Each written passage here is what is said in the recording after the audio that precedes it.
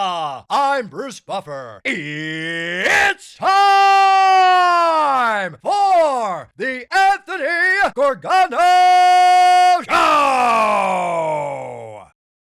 I'm from the Infinity Studio. Good morning, everybody. Happy. And it is a happy Monday morning. Monday mornings usually suck, but not this one. Not when you wake up to a trade with your morning coffee, and a good one. The Eagles needed an edge rusher. With the deadline looming tomorrow, they attack Miami, and they land Jaelan Phillips from the Dolphins for a third-round pick. Remember, it's their pick. They have 2 third-round picks next year. They had their pick and the Jets pick. They kept the Jets pick, which is obviously more valuable, traded their own pick for Phillips. Now, I know he only has 3 sacks. It's an awful situation going on in Miami, right? Team that quit. They're a mess. Here's the deal with Phillips. He had a lot of promise coming out. He was a former first-round pick. He went 18th overall in 2021. Under Vic Fangio, he had a breakout season. He had 6.5 sacks in his first 8 games and then tore his Achilles tendon. He's been injured. He tore his Achilles that year. He tore his ACL after that. So the price is steep, right? Like, everybody's looking for edge rushers. And so the Eagles paid a steep price for Jaelan Phillips, who's not under contract next year. But they had to do it. Like, it is wide open for them to seize the conference. You needed edge help in the worst way, with everybody kind of like buzzing around the Dolphins, looking to pluck from any kind of jewels from that sinking ship.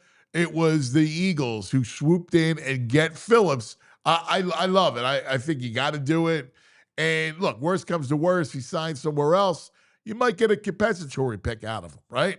If he goes and signs a deal somewhere else that's worth it, you could get a compensatory pick for 27. Either way, it's about now. N-O-W. The Eagles, after a bye week that couldn't have gone any better. In many ways, the Eagles were 4-0 during the bye. Think about it. The Packers lose to Carolina at home, and they lost their best tight end, or lost a star tight end in Tucker Kraft, who won't play Monday night. Big deal. And the Lions lose at home to the Vikings, and they just got smashed. Like, they tried to make it close, but they got beat up at home. Shocking. Both those games were shocking. Carolina's defense shut down the Packers. This is what VG always like, the Packers aren't that good. And I always give a pushback. But this is why people like VG say that, because they play down to their competition. Like, when they're good, they're really good.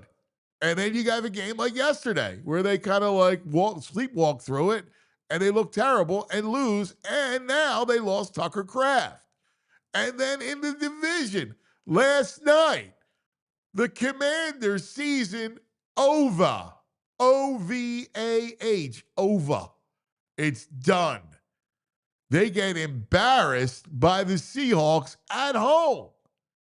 And then make matters worse, it's a shame, but Jaden Daniels, dislocated elbow, he's going to be out probably for the year. So the Commanders, Dunsky. Even the Giants lose yesterday. So now all that's left is the Cowboys to lose tonight. This has been a great bye week for the Eagles. They get healthy. They get a reinforcement this morning. Everybody else loses. They are right there for that 1 seed. Big deal that the Packers go down and they lose Tucker Kraft, right? If you're looking at the landscape, yeah, the Rams are 6-2, but the Eagles beat the Rams, right? Tampa Bay, the Eagles beat Tampa Bay. So they hold tiebreakers over those 2 6-2 teams. And then with the Packers and Lions losing, the losses obviously help, but there were both conference losses. So that helps too, as the 1 seed now firmly in grasp as we hit the midway point of the season. They're looking good, and you get a big time reinforcement off the edge. Let's go. Not to mention Jair Alexander. We'll see what he has left in the back end. I think they're ready to go, ready to rock and roll, man. Second half after the bye, let's go. The road to repeat is right in front of us. Good morning, VG. Hey, happy Monday. This is how we do it, man. This is Howie season. What do we go? We debate. Do we do edge? Do we do cornerback? Let's get 2 cornerbacks and an edge. Let's do it all. This guy's crazy. If you think about it, right? Like you go, well, listen, you got to give them every chance. Yeah. You got to give this team every chance to win. It's right there for you. The rest of the conference, and it showed yesterday, right? Like you always talk about how bad the Packers are. They sleptwalked through that game yesterday, and it bit them. And then they lose Tucker Kraft. Also, Bryce Young have 110 yards throwing. They lost. And man, your boy is on some ugly throws yesterday. He looked terrible. No, Man. and that's the thing with them. They'll look really, really good, and then they look like that. So that's a big deal. And then the Lions, who I thought were when I was doing my power rankings, I had the Lions won the Eagles too. Yeah. And now the Lions at home. Like the Lions are nasty at home. Not yesterday. Vikings beat them, and now they're 5-3. Oh, I'm looking at the standings right now for the playoffs. Eagles atop the conference, and you hit it, man. 5-1 conference record. 5-1. Detroit's big deal. 3-1. They're gonna lose. I mean, if the Birds can get one of these two. That's it. And I think they get both of these. The Lions defense, again, it's like year after year. They played great 2 weeks ago, but those guys, they're off the trash heap, the guys they got in the secondary. Feels good. I mean, J.J. McCarthy was dotting them, right? Like, so, all right, look. I mean, I'm still worried about the Rams. I know you don't. We got the tiebreaker, but I think they're scary. Puka, if he's healthy, they're scared. I mean, listen, I mean, it could anybody. I know they played the Saints, so they stink. But they're horrible. Yeah. I mean, they Tyler Shuck. Yeah, it was as a quarterback. Awesome yesterday with the scores. Oh, it was couldn't have called it was a great day. I mean, the Eagles had won the bye week. Yeah. They got a victory on the bye week. Like, how incredible was that? Like, that was it, and everything fell in their favor. Down to last night, and the Commanders, who you know what's amazing? I'm stunned that they did the moves they did in the offseason. It made no sense. They got old. Yeah, why would you want to get old with a young quarterback? Right. It makes no sense to me.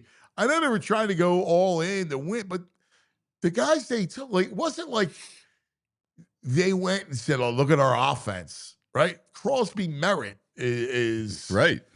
Their running back. Bill, yeah, like Bill Crosby. Like just terrible. Like their running back room was awful, right? I'm like, yes. You're going all in, but you're going in with that, right? Like the McLaurin thing was a disaster from the beginning. He held out, then he got hurt, right? And even Debo, like I like Debo, but he's horrendous right now. Like he looks old and slow. I didn't see much of their game last night, but last week they throwing the ball like 1 yard passes to him, and he can't move. He gains no yards with him, Debo. No, he looks as fat as we saw him in the offseason. Remember that we saw? He looked big and out of shape. That's what he looks like. He does. He looks like thick. Yes. And when they were putting that team together, I was like, I don't get Debo. Yeah. Debo doesn't frighten me. No, and Daniel, I mean, he's great, but he's so slight of frame. He's just going to get hurt every year, it feels like. I don't know about that. I don't know. I mean, it's a shame for the kid. I love the kid. Yeah. I mean, but, listen, they're done. So their season's over. Giants are done. Not that they were, without Scatterboo and every other neighbors and everything else. They weren't going to compete for the division. And it's down to the Cowboys, and the Cowboys aren't any good. The Eagles have a huge lead on them, and I think the magic number I saw is somewhere around 7. Wow, we're doing magic number. Yeah, something like that. All right. Yeah, 7 or 8 is their magic number. All right. Something along those lines. Like That's a combo of Eagles wins and Cowboys losses. Yes. Wow. That's not much. That's No. pretty easy to get. No, exactly. Yeah. Like they could be clinching this thing by December, and it won't matter. Now you'll want the goal is still the 1 seed, so that's going to be the whole thing. Yeah, Daniel. I mean, I don't think the Commanders are in line to compete for the division, but I mean, he could play. It's not his throwing arm, so if the MRI or whatever comes back, it's clean. I mean, I saw Put a the brace Schefter on thing. that. I saw the Schefter thing. It was like season's probably over. Really? That's Wow. what Schefter said. It might not be his throwing arm, but that's got to like affect your balance, right? Yeah, by Because the you way, still have if to use you're- that as an and anchor. If you have a loss, you're 3-6. Why would you even bring him back? There's no point. Yeah, Heal him up and get ready for next season. yeah. Like you tuck it Get in. that draft pick. The beauty is you got 2 games with them left on the schedule, Yes, right? Like that's two W's. W right there. Marcus Mariota season, here we go. Yes, like that's a big deal. It's a big deal. Like all of a sudden, man, this was the perfect weekend. Sixers, they play well yesterday. You can't win even against the Celtics Friday night, which was a tough spot for them. They still fought back in the game. They had a chance at the buzzer. I know. Yeah. Like, they fought back. You bench didn't is win in Chicago. Yes.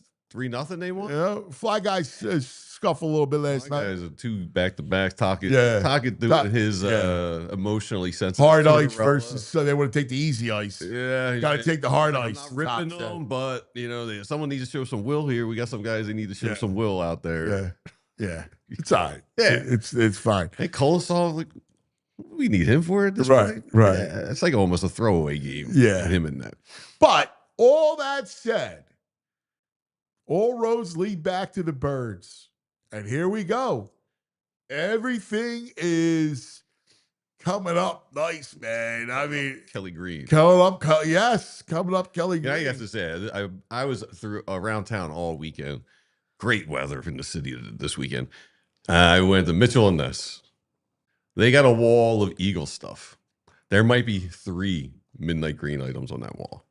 It's just overwhelmingly. Everybody color loves green. it. Yeah, I mean, everybody yeah. loves the color. Like, it's not just, it used to be where it was like us, like from that past generation that loved it. And now it's everybody. Everybody loves Once it. you see it, When you see it, you go, wow, Oh, man, this it's is so what much, those old heads are it's talking so about. much better. Yeah.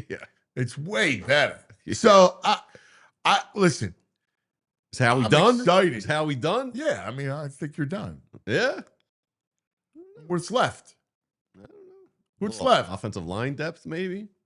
I mean, I guess you're always in the market. I mean, Howie can never shut the door. I'm sure he's going to make calls between now and tomorrow, but I'm happy. Like, to me, I know he's not on the contract, but that's worth it. To me, he's worth the 3rd round pick. You needed some edge help. You in a bad way. He's familiar with Fangio. He flourished under Fangio before he tore his Achilles. 6.5 sacks in 8 games. So, let's go. Yeah. Here we. I'm optimistic on Jair Alexander. I mean, he's only 28. Like, it felt like he was like 32. I just He's like 28. the fact too that you got. He's been in wars. Yeah. Like he's been in wars, been in the game. And the D-backs coach, I guess they were together. Green Bay. Yep. Yeah, maybe they'll reunite. I mean, something. listen. At this point, you just need bodies to fill that out. Yeah. Who are competent. Competent body. Yeah. That's what you're looking at. But you look at him now. I don't know, man.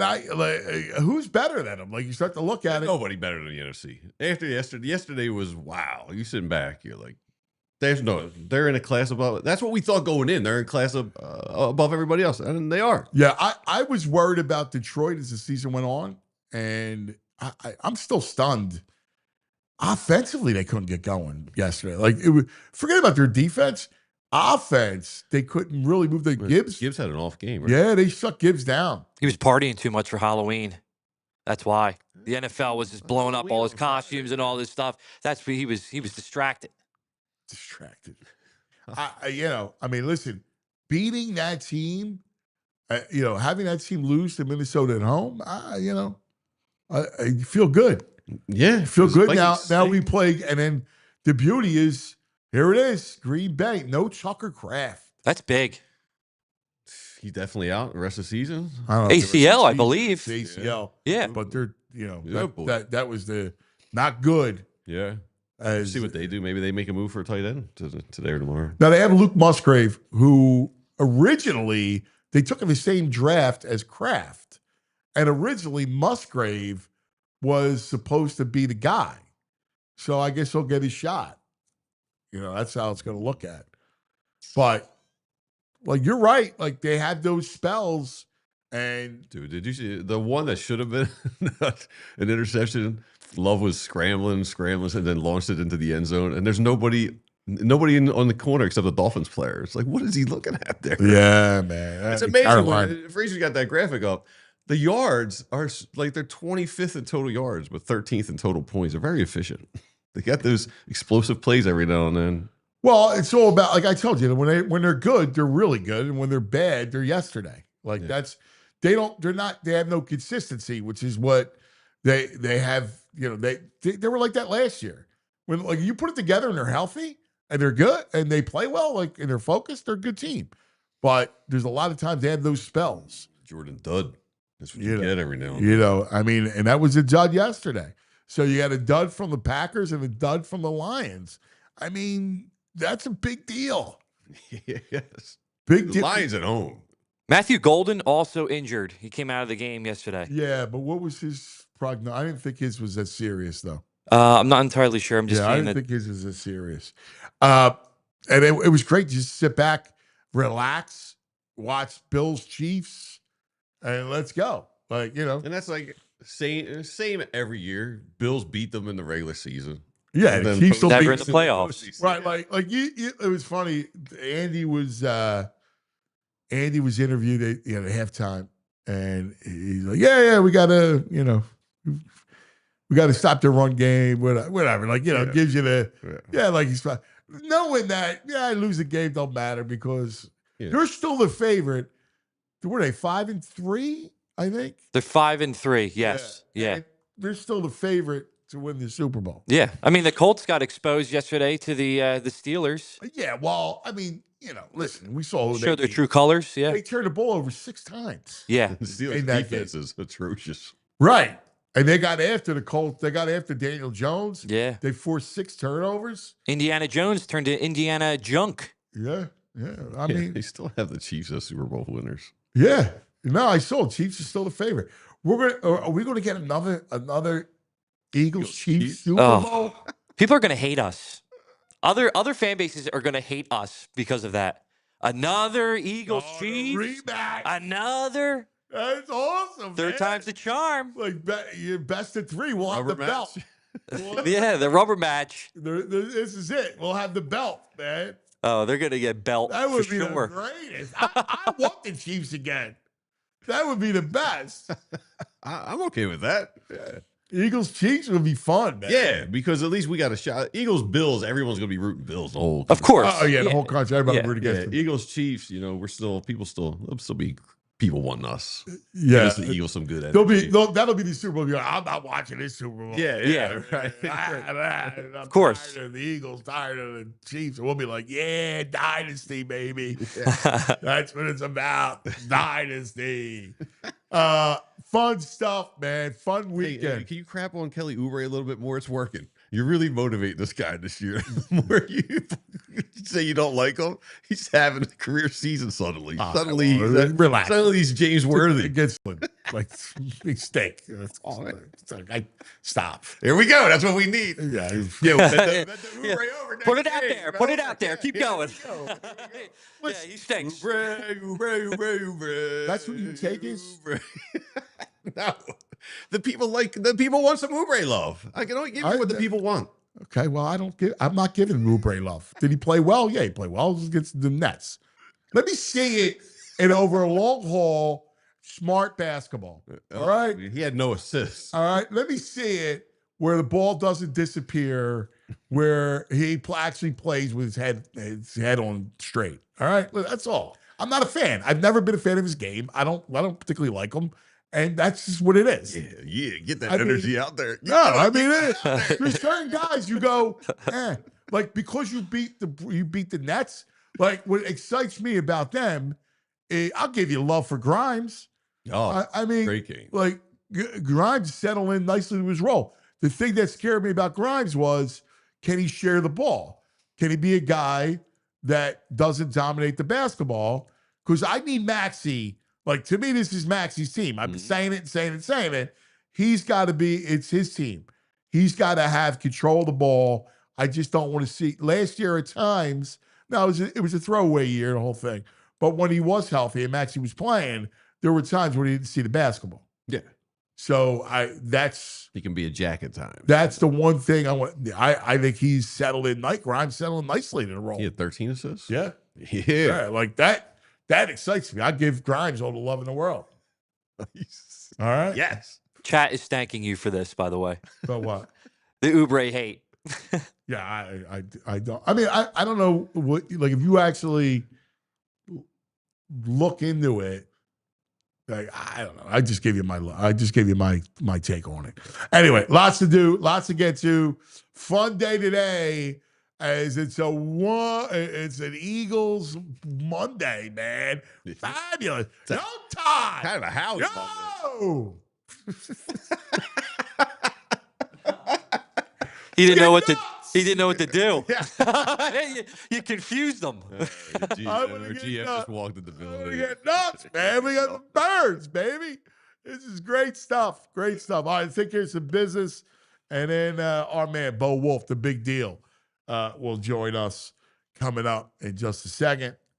But let's talk about Xfinity. Oh, I love that. I was all Xfinity up this weekend with my all my boxes at the World Series, college football, Flyers. I all had the multi-view is the greatest. It's the great. I'm just sitting there. It was a long day. We got our ass kicked in football. No good. No good. We got beat up. The Clearview Juniors got beat up. Not good. No. It was an ugly game by Mount Laurel. Ooh. Yeah, no good. So went home, licked my wounds, made myself a big drink, and I had multi-view, and it was the best. World Series, which was fabulous. I mean, I hate the fact that the Dodgers won, but 40 had slipped there. We're going to say Yankees. I hate the fact that the Dodgers won. Man, Jays had it every which way. Oh, it's such a shame. Anyway, a lot of fun over the weekend watching stress-free football. You got to get Xfinity. I keep telling you, I know how much you love sports, and Xfinity is the ultimate sports destination. Find the best games, your favorite teams, all in one place. The way you watch is next level. Perfect fan flex, all the action right in your living room, plus Xfinity's best picture and sound with enhanced 4K. So clear, feels like you're in the stadium, the arena. You got it. You got it. Well, the multi-view is the best. On top of that, you get real-time notifications, live stats right on your television. The best seat in the house every time. Next game day, make sure the big fan isn't a big fail. Learn more at Xfinity.com. Xfinity. Imagine that. Restrictions apply. Are you craving the perfect snack that satisfies your hunger and provides the right amount of protein to fulfill your body's daily needs? Well, we've got the perfect solution for you. Our friends over at Righteous Felon Beef Jerky and Meat Sticks. The Exton PA-based company, they've been making all-natural premium quality, better-for-you meat snacks for over a decade and evolved into the region's preeminent jerky brand. The packaging's fun and engaging, the flavor's bold and tantalizing, and the texture's tender and soft. These are, without a doubt, without a question, the best meat snacks around. And I'm only saying that 5% because they're No, let me tell you something. paying us, but they're really great. Love the Righteous Felon. Love it. You got to get it. Yeah. It's all different flavors. My kids love it. Protein. I got it. Meat. My local beer distributor's carrying it. I went and picked up a 6-pack. I was like, oh, some Righteous Felon right here. Hands down, best tasting jerky I've ever had in my entire life. The rest No of these joke. are No joke. Yeah, I And don't you can feel, tell. I don't feel bad eating it. No, it's good for you. Yeah. It's protein, baby. That's great. So the jerky and sticks, they're sold at favorite local retailers like Wawa, where they're running a 2 bags for $10. Best value you'll see anywhere on the jerky right now, and that's a deal. They're at Giant, Costco, Royal Farms. Like I said, my local beer distributor, so keep your eye out. They're everywhere. Thousands of independent stores. And what's more, Righteous Felon helps fuel your favorite Philly athletes. They're working with nutritionists of each of your local pro sports team to provide jerky snacks and sticks It's for your players to eat right before the game. So if they're good enough for our local players, they're good enough for us, the average Joe Schmo. So now if you're the kind of person who wants a deal and snacks delivered to your doorstep, you can order online at righteousfelon.com using the discount code PHLY20 for 20% off. They have all kinds of cool variety packs and bundles on the site, so it's also the perfect gift for that special meat snack lover in your life. Better send Baldy some. Again, that discount code PHLY20 for 20% off your order of righteousfelon.com. I love it. All right, now the time for the big deal, brought to us by Cherry Hill Mitsubishi. That's Bill over at Cherry Hill Mitsubishi, a folk auto dealership. Joining us to talk about the trade, Jaelan Phillips from the All PHLY Bird Show, our man Bo Wulf on the Xfinity mobile call-in line. Our man on the ground, he's solid and sound. He's on the hunt for Eagles news. Handsome and astounds, clever and profound. We're talking Eagles with Bo Wulf. Good morning, Bo. What a nice Monday morning. Good morning. Right? You wake up to a big trade like that? Best available Jaelan. That's Howie Roseman's MO, right? Man, it's amazing. Jaelan, we're just a team of Jaelans, I like it. right? Like it's awesome. Listen, he's exactly what they needed. They needed edge depth. We know it. Everybody in the league is looking for edge, right? They're all looking for edge.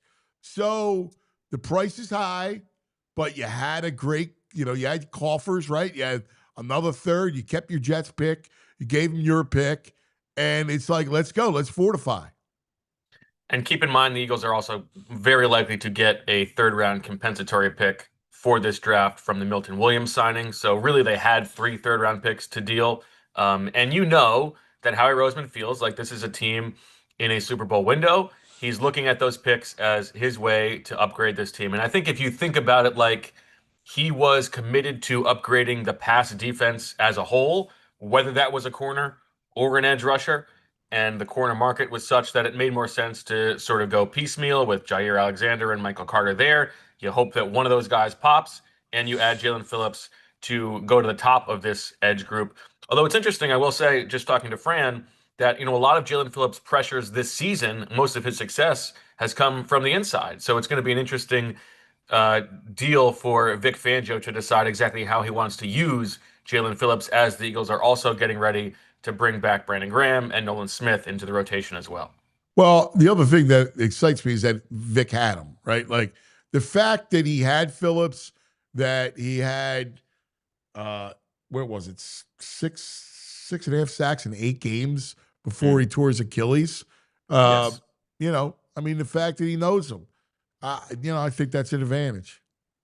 And listen, if you were thinking about do you want to sign Jaelan Phillips to a big long-term contract? I think the answer is probably no, because he's dealt with so many injuries. He ACL, he Achilles. He's had a bunch of concussions in college. It's probably not a bet you want to make, but for the short term, can this guy add real juice to your defense? Yeah, I understand it. And I think just looking at the likelihood is we're going to be in May and we're going to say, man, I wish the Eagles had that third-round pick. Like the Jaelan Phillips thing didn't work out exactly like we were hoping. But it's the gamble you take when your team is in a Super Bowl window, and you always feel like you can get more picks if you're Howie Roseman. Yeah, I think you got to do. I think it's something you had to do.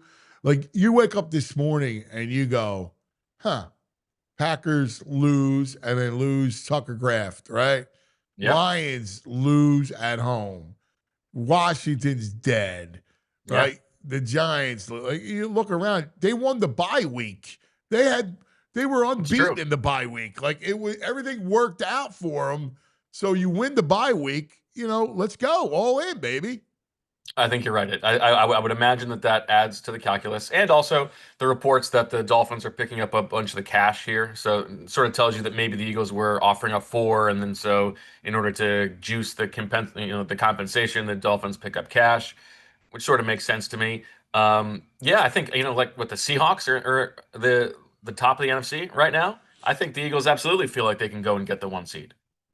I mean, you hold the tiebreaker with the Rams. You hold the tiebreaker with Tampa Bay. You play, Green Bay's in front of you, Detroit's in front of you, right? So even if you split there, those two Washington games at the end of the year look great, right? So those look winnable. I mean, you're in a ability to stack some wins. I think that's right. The Eagles had, I believe it was the 7th hardest schedule the first half of the season, and it's going to be like the 5th hardest. But that was pre-pricing in, the Jaden Daniels injury. So yeah, I mean, it's going to be a difficult road, but this is a good team, right? And it's a team that, if last week was an indication, is rounding into form, and can play its best football down the stretch.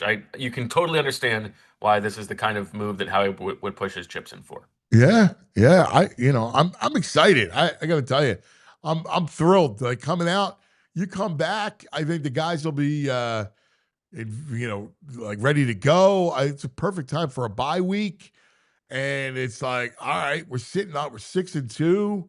All of a sudden, and Eagles right now are the favorite in the NFC in Vegas to get back to the Super Bowl. You have Chiefs and Bills are 1-2, and Eagles are third. There you go. Makes a lot of sense. We haven't talked since the cornerback trades, cuz. What's your guess as to who plays the third most snaps at corner for the Eagles over the rest of the season after Quinyon and DeJean? It's great. I don't think they know. In fact, I know they don't know. Yeah, I agree with you. Yeah. And I think they're looking for somebody. I think Bennett is still probably a slight favorite. I think Jair Alexander, who's been through wars, if they can get him right, I think he could be the one.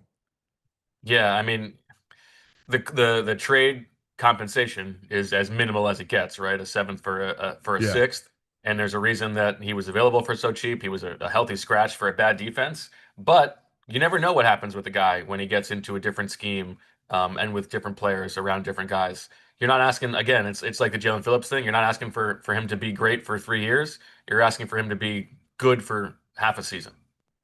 And that's it. Like, as well as anybody, when you're not asked to be CB1, you come in and you're just like, don't be the weak link. Just don't get smoked. I mean, a guy like him, who's a pedigree guy, who's been through wars.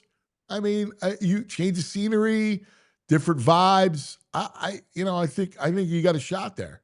And I would even throw him into the potential nickel mix, because he's played inside as well too. So if it gets to the point where the Eagles feel like we really want DeJean on the outside, or at least even for specific matchups based on who the other team has. Yeah, I think it's all matchup based. Matchup based. It could be Michael Carter, but it could also be Jair Alexander. Like, here's the thing. And Bennett, I still think they hope Bennett's the guy. Mm-hmm. Yeah, we'll have to see how he comes out of the injury, right? And Vic is always going to tell you practice matters, so all that stuff's going to matter to Vic. But certainly he's the guy who they have invested in the most recently.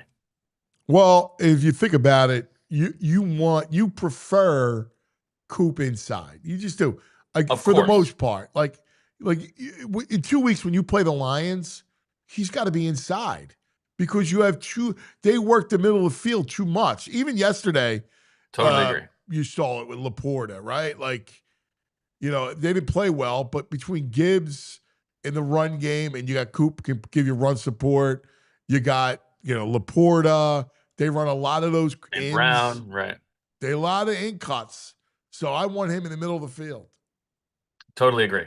And so that's what they're trying to add, is optionality. And you hope that with the Jaelan Phillips addition, with Nolan Smith coming back eventually, with BG in the mix, that the pass rush all of a sudden becomes good enough that the ball's got to come out quicker. And then you're asking a little bit less of whoever it is that emerges from that crop of guys at corner. Yeah. Anything shock you yesterday? Surprise you? I wish that I was more surprised by that Vikings win, but I did kind of feel like, Kevin O'Connell was going to put something together for JJ McCarthy with him coming back for the first time. I was a little bit disappointed in the way the Lions played. I was shocked by the way. I was surprised they lost. I'll be honest with you. I thought it would be closer, but yeah, I thought they would win as well, for sure. You're going to go into Detroit and win like that? Division game? That surprised me. Oh, it definitely surprised me. I'm with you. I thought it was going to be a close game, closer than people expected. Also, division game. Those things are weird. I mean, the end of the Bears game was surprising to me. That was a wild. Dude, can we give it up to Joe Flacco for a second? I mean, the guy's from 20 minutes. I could be at his house right now. Yeah. He threw for almost 500 yards. Career high. I mean, are you kidding me? Like, all he does is just throw laser beams. He's amazing. The greatest story in the NFL right now. Do you think that like, let's say 10 years from now, he's allowed to play in the pocket in a rocking chair and still throw the ball? Do you think he could still lead a touchdown Well, if he drive? gets a body transplant, the arm's got to stay intact, right? Yeah. The arm stays intact. He just needs a body transplant because the fact that he can throw like that, I love arm talent, right? I love arms, and he's injured, right? He's got an AC sprain on throwing arm, dude. Those throws, they were lasers. I mean, just lasers. Everyone was like a homing pigeon. It's like there's a Thanksgiving Day game at the old folks home in 40 years, and he's just like he's throwing dots. Like he's throwing dots and knocking guys over because the ball's going through the chest. Yeah. How long is the Bengals defense going to be an issue? How many years at this point? I mean, Jamar Chase just screaming, "Get one bleep and stop!" You know what's crazy? I read. I don't know if it was Schefter said this, but that the Browns want to be a buyer. Like what? What? Of what? Why would you trade Flacco if you were actually thinking you were going to try to? That's why Tomlin was out of his mind, man. Yeah. I don't blame him, to be honest with you. Yeah, I mean, unless it's buying like someone who could potentially be your quarterback, I don't understand what that would mean for them. Yeah, I just don't get it. Anyway, do you think the Eagles are done, Cuz? What's that? Yeah, I do. You think I was done now? Yeah. Yeah, I do. I mean, listen, we were talking earlier. Maybe there's some O-line depth, that sort of thing, but I don't think he's done calling. Like he'll go right to the end because that's what he does, and he loves it. Like he loves it. Right, this is his time. Absolutely, this is what gets the juices flowing. Yeah, like the last 36 hours is the greatest, right? Like like how it all came about. Like it's the best. Yeah. Here's a Flacco stat. With Joe Burrow last season, the Bengals averaged 3.2 offensive touchdowns per game, and Flacco's 4 starts averaging 3.5 touchdowns per game. So he's outperforming Joe Burrow with the same offense. Yeah, I mean that's crazy. It's insane. That's crazy. It's just absolutely crazy. It's nuts. Anyway, great, Bo. It's so much fun, dude. So much fun. And just from a content standpoint, on a bye week, we get to talk Eagles. I mean, everything worked out. And it's just amazing. Like everything worked out for him. Like you couldn't script it any better. I think you're right. Yeah, it's true. I mean, the division, it's crazy how much the division is just sewn up already. I think I saw it's either 7 or 8 is the magic number. Wow. That's crazy. I hadn't even thought about that. Right? That's insane. We just started November. I know. That's wild. Man, they're a blast. They're a blast. Anyway, what's on tap? I know you got the emergency pod out. Emergency pod, which you guys can check out when the show is over, with Fran breaking it down quickly. And then Jamie and Rich, I think, are running the show today at 2:00. Fran's going to join as well. So all kinds of trade content as the week rolls on, and then we get ready for the Packers. Should be a fun week. Great week, man. Packers week on a Monday night. The only bad thing about the Monday night game after the bye is that extra day is a big deal. In a good way? Yeah. No. In a bad way? Almost like you want to go. Like, let's go. And it's also it's so ridiculous to go from a bye to then having to play a short week. Like it's so stupid. I know. It should never be a Monday after a bye. Never. I hated the schedule makers this year. I did. Terrible. The 2 Giants. And look what they messed up with the Commanders game.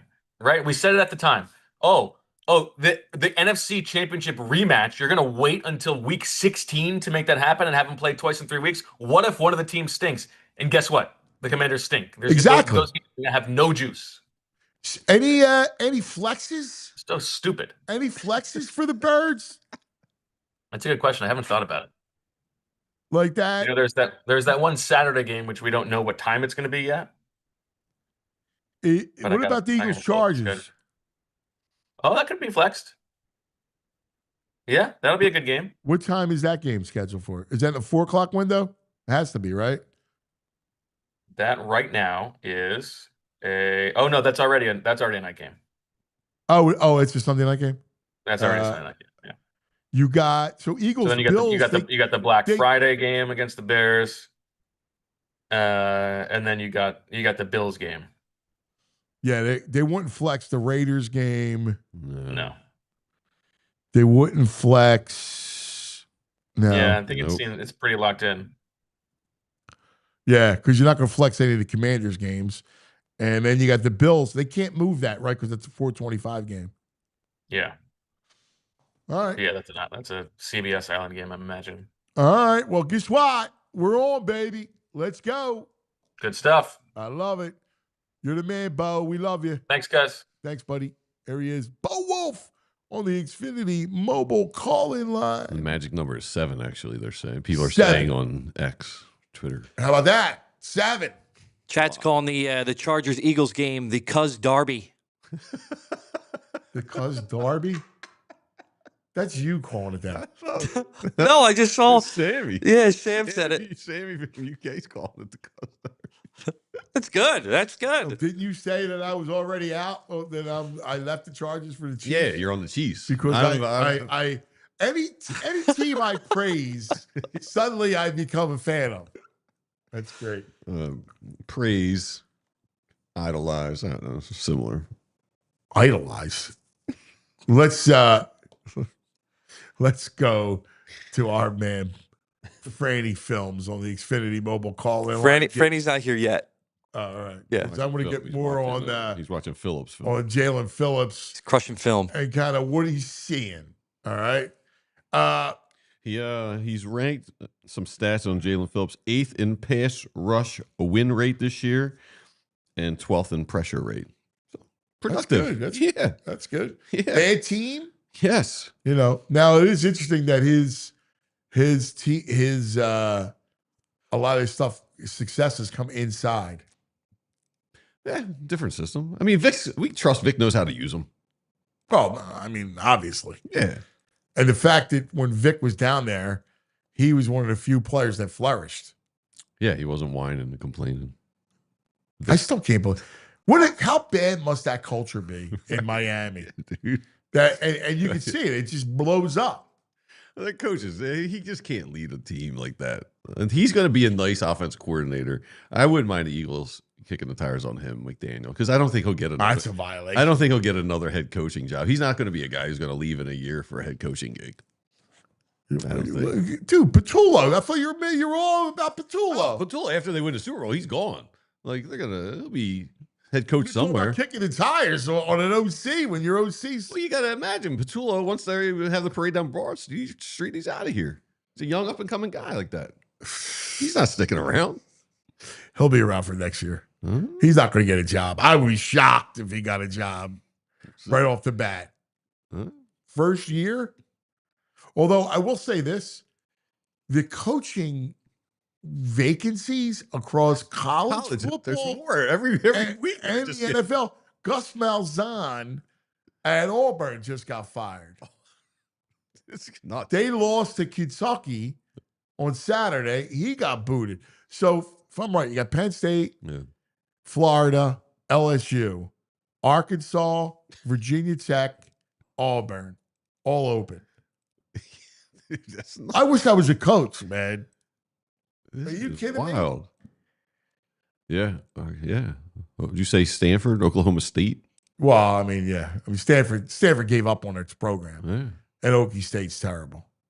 But like those, Auburn's a big school, dude. You think North Carolina? You think Belichick's sticking around? Yeah, actually, they're playing better. They won. All right. they're actually playing better. So I tell you one thing, I wish I was a coach. Yeah. All right. Here's some good jobs out there. Now, speaking of doing a good job, our man on the Xfinity mobile call-in line, Franny Films.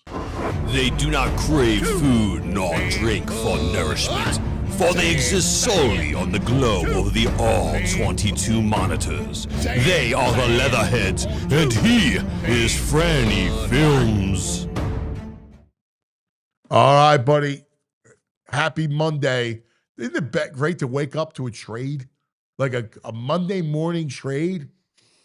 Yeah, I think it's just going to be like the no Eagles game on Sunday. I could just watch college film all morning, but Howie Roseman had other plans where we're digging through all of Miami's pass rushes for the first 8 weeks instead.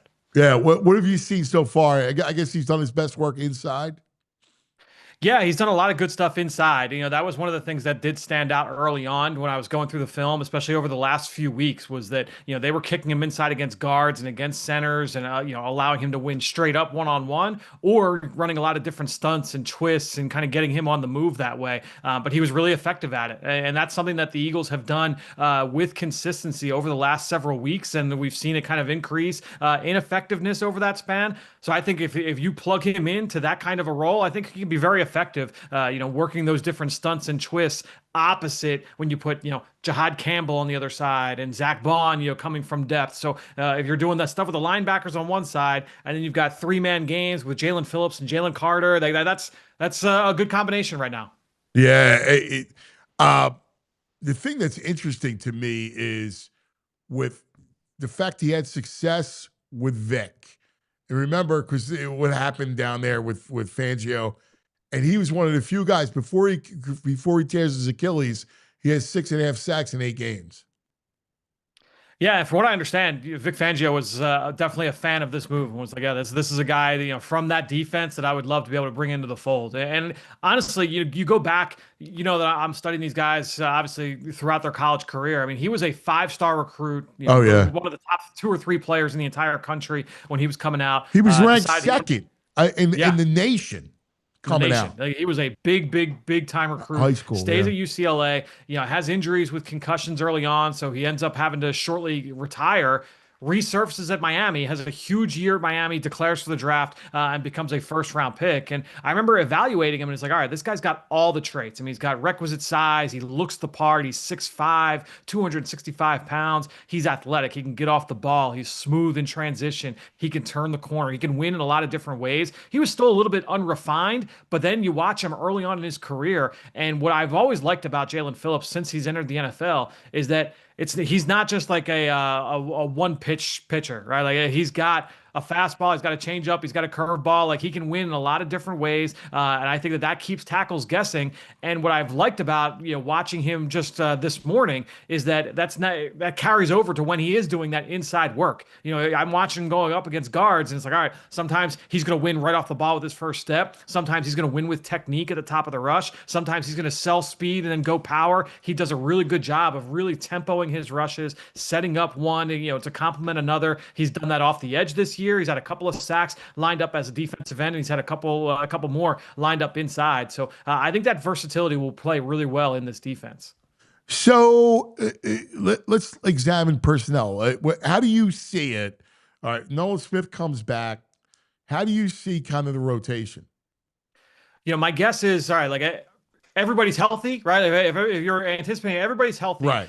I would think that it's Nolan Smith and Jaelan Phillips as your starters, with Jalix Hunt and then Brandon Graham coming off as that like second unit, and then Uche mixing in. That would be the way that I would think that it would go. I don't think that you're bringing BG out of retirement to be like the 5th defensive end, and is he active or not on game day? I think that you're bringing him in so that he's an active participant. So I think that he's probably your 3rd, 4th rusher alongside Jalix Hunt. Hunt is definitely going to be a big part of the rotation. We know that Vic Fangio is a fan of his skill set. And honestly, I think that Phillips, they have very similar skill sets when you look at like the height, weight, speed, and that ability that they can win. So that honestly, Jalix Hunt, this is a good player to learn from in Phillips because they have very similar skill sets, and Jalix is still coming along. And so being able to kind of pick his brain, I think that'll be good for his development as well. Yeah, I do too. All of a sudden you go, all right, when you slot him in and BG coming back to give you some good snaps. Like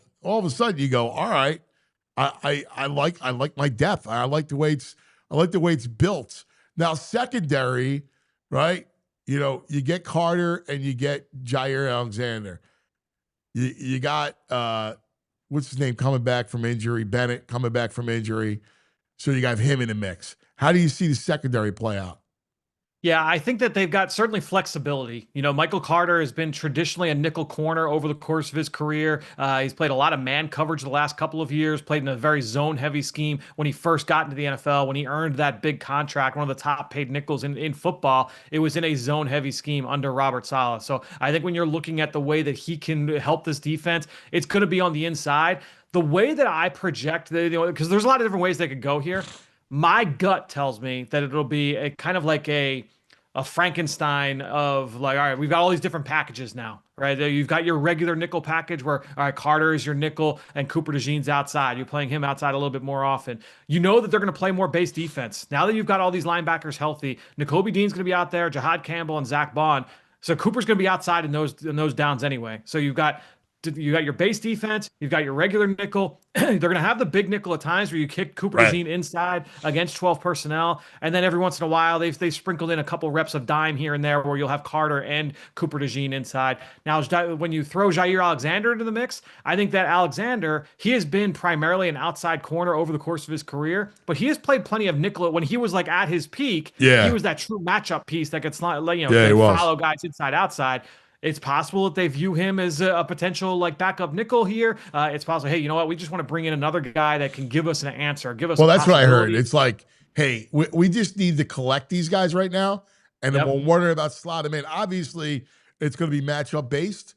So you're playing the Lions, it's one thing. You're playing, the Bears, it's another. Yeah, exactly. And so I think that the more, if you're a handyman, you walk into an issue at a house and you've got all your tools in your toolkit, like you're ready for whatever comes your way. And so I think that that's the way they're kind of approaching that right now. And they've got plenty of time to try and figure this out and say like, all right, who's playing the best? At the end of the day, like I know a lot of people were excited about the Jair Alexander, like just because of the name recognition, but this is a guy that's been a healthy scratch for what has been a pretty bad defense in Baltimore for most of the season. He was fighting through an injury.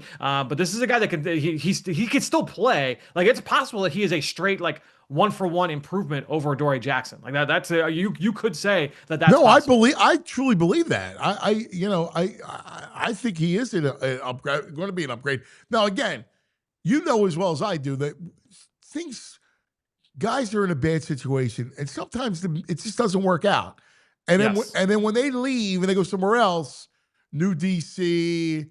New personnel around them, a veteran guy like him who's 28, all of a sudden, it starts to click a little bit and you can find yourself.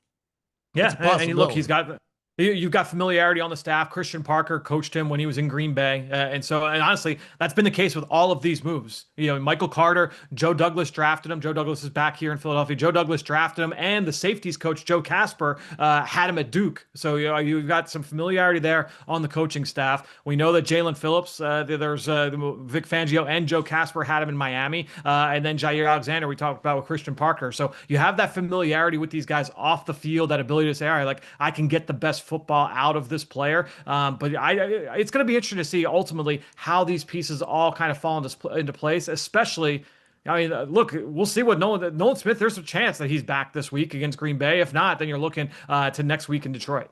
Yeah. I'm hoping. Now, let's dive into what happened yesterday, because I was talking about winning the bye, and they won the bye, right? Like everything worked out, right? From Green Bay losing at home to Carolina, stunner. They lose Kraft, which is a killer for them. And what did you see about Golden? What's Golden's situation? Yeah, I'm still waiting to hear what the latest is there. I have not seen anything definitive yet with Golden. What was the injury? Did you know? No, I'm not positive on it. Yeah, it was. I know it was something lower body, but so I'm gonna check in on that. Yeah. All right. So they lose. Now, I was saying earlier, Kraft is a huge loss, but they do have Musgrave, who they took in the same draft. And Musgrave was supposed to be the guy, and Kraft beat him.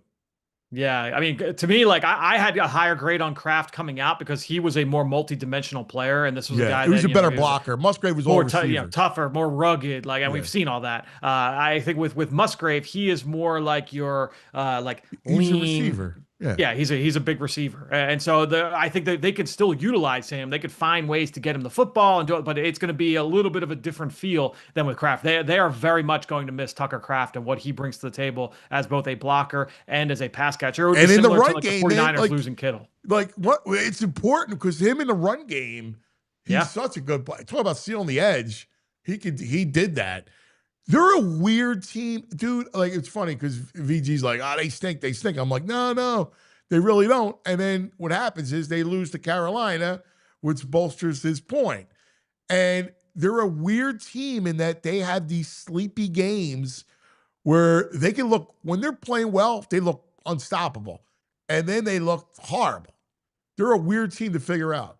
This was that ultimate like let up spot too, because you have obviously you have Philadelphia next week, you have the defending Super Bowl champions a week from now, and then that game kicked you out of the playoffs the previous year. So obviously those guys have that game circled on their calendars, but they also had a fairly emotional game last week with Aaron Rodgers, and so it was a right smack in the middle. You get Carolina, and so look, you never want your team to fall asleep at the wheel the way that they did this past week. But this is certainly a talented team when you look at the way that they're put together on both sides of the ball. And then also yesterday, the Lions lose.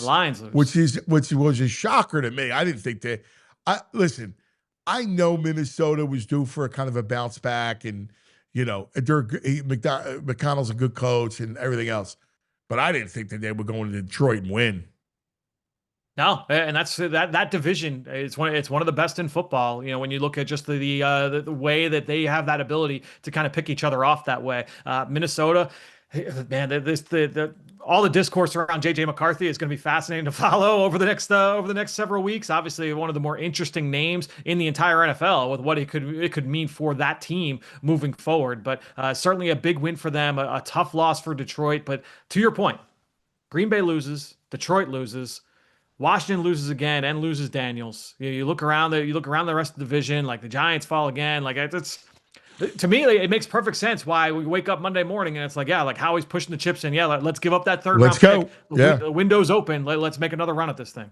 Yeah. I see Marshawn Lattimore's feared out for the season too with a torn ACL. Yeah. Yeah. Well, you saw he came up lame last night. Yeah. The interesting thing, you look around the conference and you go, all right, well, they have an inside track now for the 1 seed. You hold the tiebreaker against Tampa. You hold the tiebreaker against the Rams. Right? Yeah. Now you have a game lead. You have Green Bay and Detroit you're going to play. So you're looking really good when it comes to that 1 seed. And when you project down the line, those 2 games against Washington, you're going to win. Or you should.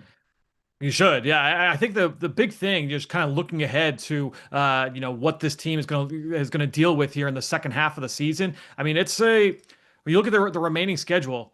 Packers, Lions, Cowboys, Bears. Like to me, like it speaks more to the quality of the quality of the defenses left on the quality of the offenses left on the schedule. There's some tough matchups here coming down the pipe. You got Green Bay, Detroit, and Dallas, 3 top 10 teams from a DVOA standpoint, and then you got a couple of clunkers there in the middle there. But there's going to be some tough matchups here for the defense going up against this offense. Now that said, I really like what the offense, the schedule that's remaining here for this Eagles offense going up against some of these defenses. I mean, they should feast against Dallas's defense. You got Washington twice here. You've got the Raiders that has been very up and down defensively. The Chargers have not been great. The Bears, we saw that group just trying to give that game away yesterday. They have not been great. So to me, like the path forward for the Eagles offense is a pretty bright one. As long as they can continue to play the way that they did over the last 6-7 quarters. And the Chargers lost all. Yes, that's a big, big loss, man. Horrible. Yeah, we always saw what that team looked like when they were down those tackles for a chunk of this season because Alton missed a handful of games already here this year. So no, it's look, things are setting up nicely, but they still have to go out and take care of business and obviously stay healthy in their own right as well. Seattle's an interesting team because we all distrust Darnold, because we all saw the meltdown last year, Smith and Jigba is just ridiculous. I mean, he's a cheat code. I mean, every week he's 100. He had 100 yards in the first half last night. Like, they're ridiculous. They have two backs that can run it. Horton is a really good rookie receiver. He had two last night. The kid Arroyo starting to play now, the tight end that we talked about from Miami. Yep. So, like, that's it. And defensively, they're good. Yeah, and that's, again, when you look around at these teams, it's like, all right, like, do you have more than just one pitch, right? Like, do you have a lot of answers? And I talk about that, like, on the micro sense with players often, like, all right, like, if you're a pass rusher, there's an offensive lineman block your speed rush, and then you have no answer. It's the same thing when you're talking about these teams and trying to project them forward. That's why I've always been high on Green Bay, because they have lots of different ways they can beat you, lots of different ways they can attack you. And when I'm looking at Seattle, and I say, like, all right, to your point, like, they've got the ability to run the ball. They can go under center and play action you. They can out scheme you. And if Darnold plays what do you see? He went perfect in the first half. And it wasn't just like, oh, dinks and dunks and screens. Like, no. There's downfield shot plays. There's throws outside the numbers over the top. Like, there's deep dig routes. Like, he's got the ability to play that way with those receivers, those pass catchers, and that run game and that defense. They're going to be a tough out. Yeah, I agree, brother. I agree, but again, all roads go back to Philadelphia. And on the other side, we saw Chiefs Bills. Like, it's going to come down to those two again, and Kansas City will beat them in the rematch. I just honestly, man, that was what I was thinking about late in the game yesterday, because we watched that whole game, and I'm like, man, like, Buffalo they had commanded this game from the jump, and it was literally like, every box, if you were a Bills fan, if you were in the Bills front office and say, like, you look at all the decisions that you've made in recent years, you take Dalton Kincaid, maybe earlier than people thought. And, you invest in Joey Bosa, you give a big contract to Greg Rousseau, like, you take the Hairston kid, the corner, he makes a big play in the game. All these things are just coming up like positive. But all I can think of, and maybe it's just because, like, we've been, in this city, like, I've grown up and had these kind of moments where a moment like that happens in the regular season. But then, like, you get into the playoffs and it's like, did you just give them your best shot and then they're going to come back? Like, are you going to have those answers when you get into January and when you play this team again? That was the first thing that went. It's really funny you said that, because that's where my mind went, is like, yeah, Andy Reid and Steve Spagnuolo are going to have change-ups off of this once you get into the playoffs. Will Buffalo have their own set of change-ups? Yeah, because so you look at what Rice means to that offense. They're just a different beast. Because even yesterday, as much as Buffalo dominated, there's still one throw from tying the game. Yeah. It was honestly those games, that is must-watch TV when those two teams play. It was literally like, all right, like 4:00 yesterday, 4:30, I guess was the start time. You got to make sure that you're set to watch Buffalo, Kansas City, go head to head. It reminds me of New England, Indianapolis. It was Manning, Brady. Watching Mahomes, Allen, it's just like Manning, Brady. No, it's a good point. And what's great about it is, like, because those teams keep winning, we get those yearly matchups in the regular season. They always seem to match up in the postseason as well. And look, it's I think with some of these other young quarterbacks that are coming up, who knows? Maybe we'll see some of these other kind of rivalries start to spark up as well. So I got to get you while I have you real quick in the college front, because yet another job is opened up. Gus Malzahn and Auburn. That's another good job. They lose to Kentucky. Ugh, that was an awful loss. Now now Penn State, LSU, Florida, Virginia Tech, Auburn, Stanford, Arkansas. You go through all, and it was just Halloween, like just the other day. It used to be a big deal if one SEC school fired their coach before the end of the regular season. To have all of these jobs open again, I think it speaks to just this new landscape, and it's honestly uncharted territory. We have not seen this before. So and we're seeing now, like, all these coaches get the contract extensions because it's so early in the calendar that these schools have the ability to, because like Rhett Lashlee is not going to leave SMU in the first week of November. So now him and his agent, they've got all this time to get this deal done with the AD. So it's going to be very interesting to see how these jobs are all filled. But yeah, another one opened up. to me, like the musical chairs aspect of it is going to be fascinating. I'll be interested to see how many pro coaches end up coming down to the college level because of that. So, you know who I think leaves? There's a guy that I think would be perfect. And if I were Penn State, I would go after him. But I think he's going to go to LSU or Florida. Kingsbury. Who's that, Joe Brady? No, Kingsbury. Yeah, that's very well could happen.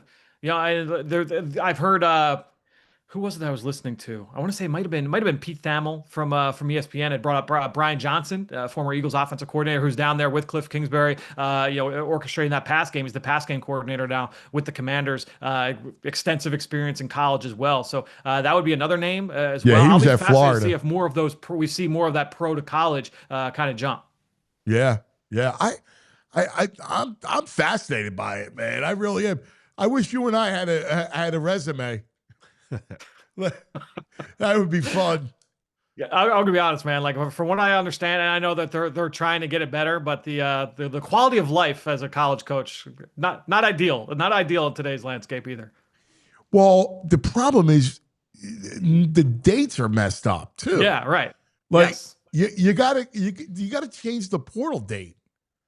Like you gotta push it back. Yeah, they've eliminated one of the windows, but it's still going to be the same mess that like Penn State dealt with when they lost Prebula, the backup quarterback, in December last year before they go on their playoff run. Because it's like, all right, well, yeah, he's got to make a jump now if he wants to get a seat at the table with one of these other starting positions that are open. So, yeah, they've got a lot to figure out. You got a whole bowl situation going on, which is still going to be a mess. You got coaching carousel. Like you just got to be able to move it. You got to figure that out, man. Yeah. It makes no sense to me. No, there's going to be this awkward period. You hope that they're able to figure this out in the next 2, 3, until 4, the federal 7, government gets 13 involved. years. Yeah, because that's the next thing. The next thing is because you saw what happened with the governor in LSU, of Louisiana. The governor of Louisiana said, "No, man, this is my hire. Yeah, this ain't he's your not hire." hiring this. Yes, That is honestly like one of the most. It would be one of the most memorable things from this college football season was that press conference. Like if you are watching this show and you have not yet watched and you're a fan of football, like go find that LSU governor press conference from last week. And honestly, like it will seem foreign to anybody that's from up here because it is a great example of how college football is a different world when you cross the Mason-Dixon line. Like you get down there, Dude, it's just different. Dude, I call, and even when you go to like those plain states and states, the heartland, like I was talking to Matt and, cause I'm actually writing a show about college football, right? Right. Yep. And it's funny, it's playing out. I wrote the pilot and the pilot, it's playing out exactly how with the governor. Cause I asked Matt, I go, who's the most powerful people in the state of Nebraska? The billionaire, the governor, another billionaire, Matt, and then Raiola. Dylan Raiola. Up until he got hurt. Yeah. Crazy. It's crazy. Anyway, I could talk about this stuff all day. I love it. Football, baby. It's the greatest. What's your story today? So I'm writing up a little piece right now on Jaelan Phillips. I'll get that up for Diehards on allphly.com. So make sure you become a diehard. After that, I'm going to be watching a little college tape. Continue to feed the diehard draft guide. So I'll be doing that, and then I'm going to jump on. We've got Jamie Lynch and Rich Hoffman hosting the 2:00 Eagles show. I'm going to jump on with those guys. I think we're giving out some midseason Eagles awards as well during that show, and obviously we'll have some fallout from the Jaelan Phillips trade. And we'll see. I mean, we'll see if there's any other moves to be had here with the Eagles, if they're sending anybody out, or if they're going to make any other trades here in the next, what do we got? We got 30 hours left. So we'll talk through some of that as well later at 2:00. I love it. We'll be watching. Brother, you're the best, man. Be a diehard. You get Fran. The greatest. Thanks, Appreciate buddy. it, guys. See you films on the Xfinity mobile you call. Franny had a bargain too. Yeah, he should be charging more for Franny. True that. All right, let's take care of some business, shall we? Let's do it. Let's talk a little Parks Casino and the Bet Park Sportsbook online casino app. All right, Cowboys tonight. What do we got? Where do we stand right now? VG. Hold on a minute. Oh, happy College Hoops Day. I'm in College Hoops world right now. What is today the 24 hours? When's that start? They've kicked off already. Queens University is trailing Winthrop by 5 right now. Winthrop out of North Carolina. Yes. Yeah, actually at 11 o'clock, we got the Bonnies versus Bradley. I like the Bonnies plus 2.5 on that one. Let's get some football action. The Cowboys are -3. Cards. Total 97. Yeah. I mean, 53.5. Over. Brissett. Yes. Give me some Brissett tonight. Pay attention. We got also brisket. South Alabama plus 2.5 versus Toledo on the hardwood. And I like Arizona with an upset tonight over Florida. Over Florida? Yeah. Is a big one tonight. Yeah, that's the primetime game tonight. Yeah, it's too soon. No, it's never too soon. I'm right there with you. It's too soon. It's November 3rd already. We're halfway through November. I want to almost push. I can't do that. I can't. I'm surprised at you. It's too soon for college hoops. Too soon. It's too much. Let the NBA breathe. Let it have its time a little bit, and then go into the college. This man's been waiting. This is his time to shine now. No, I know. We're 5 games I need it in 2 weeks. I can't wait 2 weeks. We're 5 games into the NBA. Come on. No, I'm not even talking about Start the NBA earlier. I'm not even talking about the NBA. No, to me, the NBA should run over this spring and summer. I'm not even talking about the NBA. I'm still in football mode, right? I'm still football. I'm still in that mode. Most people are. That's where you get the money now. Now's when you win the bets in college basketball. No one's paying attention. Yeah, there you go. We'll do it on the BetPark Sportsbook online casino app. We have an early line on Eagles and Packers on Monday night. I saw that the Packers were a favorite. They are.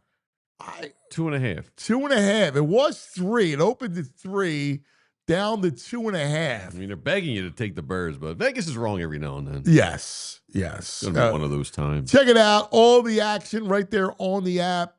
All right, you're going to love it. There's always another way to win on the app. Live dealer blackjack and roulette and craps and you name it, all the hot online slots, Huff and More Puff. Oh, they're ready for you. They got Christmas games. Tree Wishes, Gus's Gold Christmas. They all hit November 1st. The new games are out. I love the holidays. I do. You're right. I'm guilty. It's a happy time. I saw Peyton Manning doing the lights.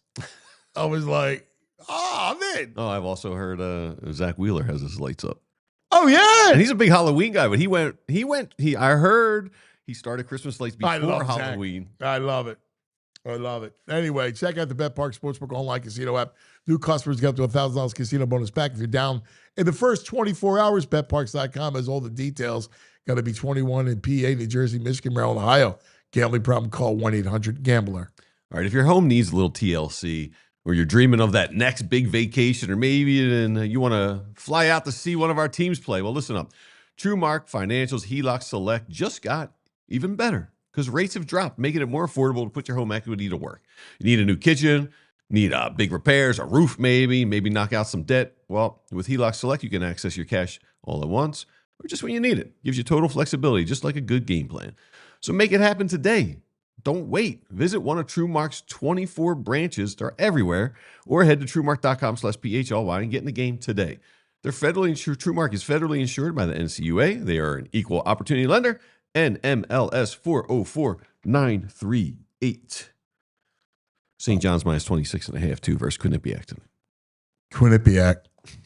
Where are they located? They're New York, aren't they? No. Yeah, maybe. I thought they were Connecticut. Maybe you might be right. I don't know why I was thinking Connecticut. But also we've been corrected. You are right, Connecticut. Malzahn was fired in 2000. It's Hugh Freeze. I'm sorry. Hugh Freeze. My bad. I'm thinking Gus. I got Gus on the brain. Forgive me. Yeah. It's several coaches ago. Someone in the chat was like, that shows you my head, right? How much useless information is in my head. Hugh Freeze, Auburn. Thank you, chat. I appreciate it. Saved my head. I have all this stuff stored in my brain of all this stuff going on. It's completely wild. It's so wild. all these coaches. What's going on, man? It's a total free for all. It's like you lose a game, you're gone. I know. And then and they're paying out big payouts to get rid of you. Yeah. Yeah. And I don't know what you can do because now I think it works out for Kingsbury because they're not going to the playoffs. He can leave. I like him. I think he's a sharp guy. I think he's going to do well his next time around. And so do I. The NCAA. If I would, why not go to college? Well, it's just the schedule stinks, right? A lot of recruiting. You're on the road a lot. Not really. No?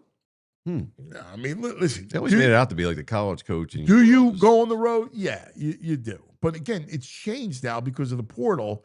You're not recruiting as many high school kids as you did. A lot of these programs are not even doing a lot of the bigger programs, only the elite of the elite high school kids.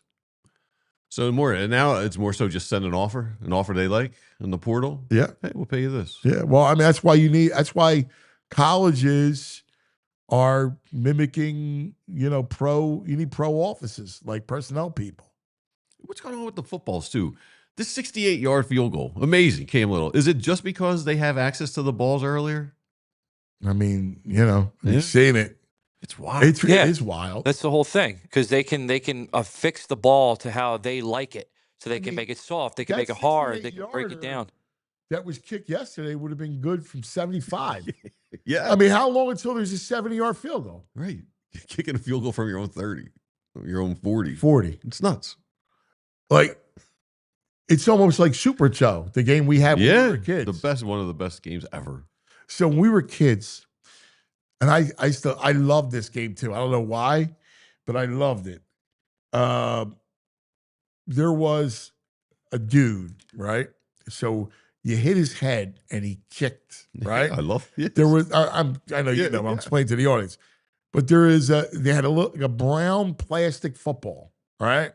And then you had goalposts that you set up, and then there was yardage. Yeah, you remember the yardage? Yes, dude. So it was rolled up like tape, right? And then you would roll the yardage out 10, 20, 30, 40, 50, and then you would set up. Andrew was the greatest. And then you can get a YouTube commercial. I'm grabbing a picture of it. You can Get a YouTube commercial. It was called back Super in the day. Toe. Super Toe. Yeah, Super Toe. Yeah. Or Super Jock. I said Super Toe, yeah. It's Super Toe, yeah.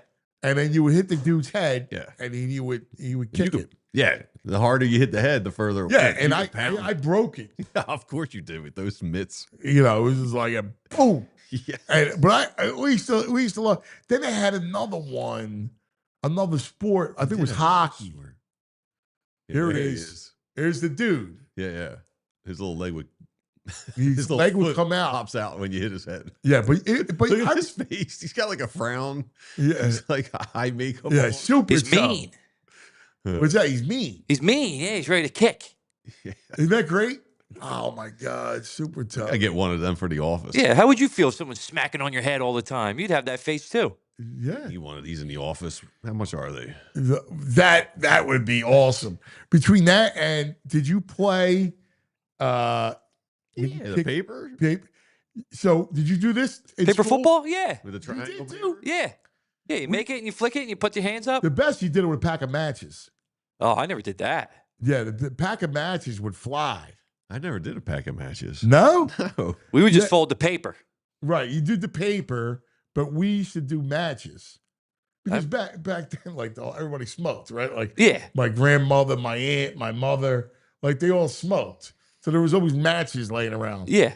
And you get the matches and we'd sit at the kitchen table, my cousin and I. Yeah. And you do the thing like this is your goalpost. Yeah. So you make the goalpost. I'm doing it right now for the audience.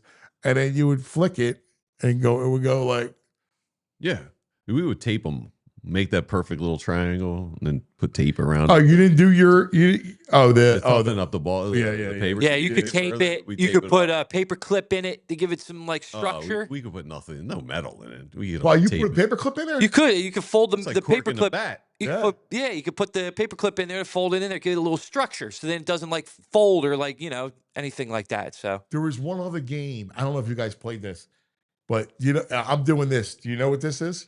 No. You don't know what this is? No, he's Is that doing quarters? horns on I'm doing horns on my tail. So the my edge. my pinky, my index finger are out, and it makes a goal. Bloody knuckles? No, we did that, but it makes a goal.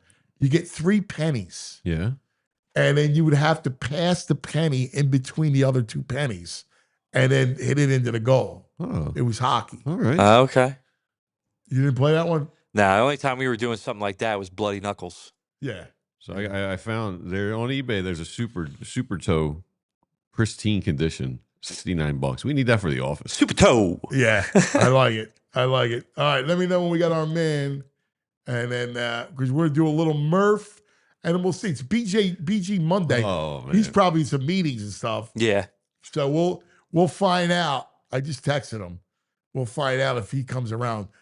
Like I'm dying to talk to him, man. yeah, he's like, gonna be ready to go. Here we go, baby. Look at this. You know, he's like smiling ear to ear. Yes. That's what I'm so excited that he's doing his show. It's doing the Brandon Graham Unblocked show here on the network is so cool because you have a window into the squad. Awesome. Yeah. And it's like the freaking nicest, unbelievable. the greatest window you could have. Yeah, It's like a nice man. big bay window. Yeah, exactly. Exactly. All right. Let's go to our man. We love him. Terrific columnist for the Inquirer, one of the great voices of the city, and a great writer, David Murphy on the Xfinity mobile call-in line. Murphy, it's time for our man, David Murphy. Good morning, Murph. Morning. It is a happy Monday today. Every Monday's a happy Monday, but this one is especially happy. So you look good. You look very professorial. Well, thank you. Your producer had me scrambling because he asked me to come on 10 minutes early. So I was going to put the contacts in, maybe throw a little product in the hair, but Nah, you look you great. know, Yeah, all that natural- was my all doing. I natural. was like, let's get Murph because normally we have BG in this slot, but Right. BG has some meetings, so we're trying to figure out. I figure it'd be perfect this way. We get you. Well, didn't he tell Nick Sirianni that he had an interview with you? He had a hit? No, I don't think so. I think he should have. I would assume the priorities would be flipped, but I know. I guess I hold you in too high esteem right now. I know. I appreciate you, brother. That's for sure. Do you know you had just started covering the Phillies, Mm-hmm. and I sought you out.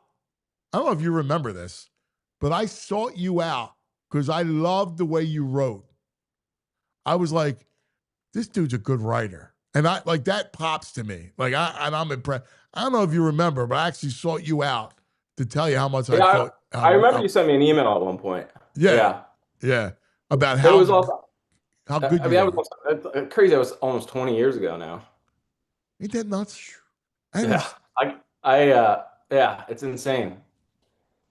the only And other I mean, person I did that with was McLean. Because I thought Jeff was really, really good. Jeff's all, yeah, and Jeff's As a awesome. as a really reporter. Your No, I words struck me. I appreciate that, and I feel like that's something I need to do a better job of, is kind of reaching out to people. Like you're.